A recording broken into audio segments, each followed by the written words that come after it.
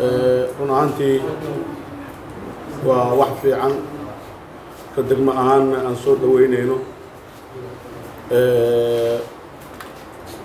bey'adda ama deegaanka wax weyn waaye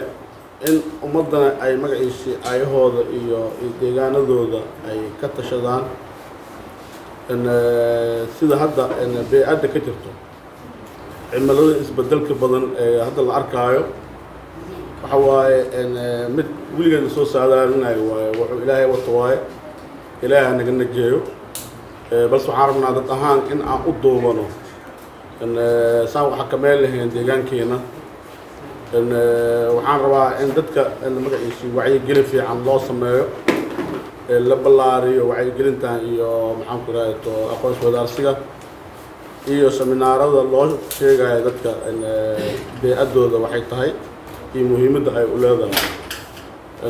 anigoo ka faa'iidaysa jaaniskan waxaan rabaa dadka reer Jowhar ee caasimadda Hirshabeelle in ay ku baraarugaan bey'adda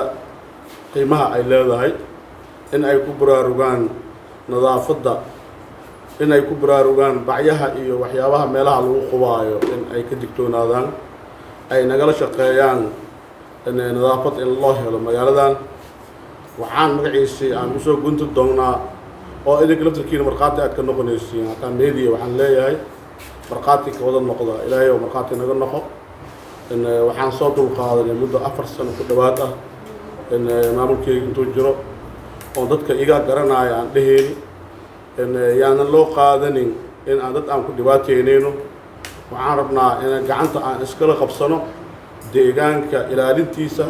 nadaafadda iyo maxaan ku raayto bilicda iftiinka magaaladana muhiim noo waaye nadaafadda magaaladana muhiim noo waaye bacyo iyo xafaayada waxa arkaysaa nin gurigiisa inta kasoo qaado oo kasoo bixiyo ninka gadaashiisa uu ku tuuraayo ama uu ku shubaayo ama magaalada meesha faras magaalaha uu ku shubaayo looguma talagelin meel oo la geeyaa jirto qashinka ha la geeyo waxaan leeyahay aada umahadsantihiin hay-addan magaciisa hay-ad aan dhihinay wasaaradda bey'adda waxaan leeyahay aada umahadsan tahay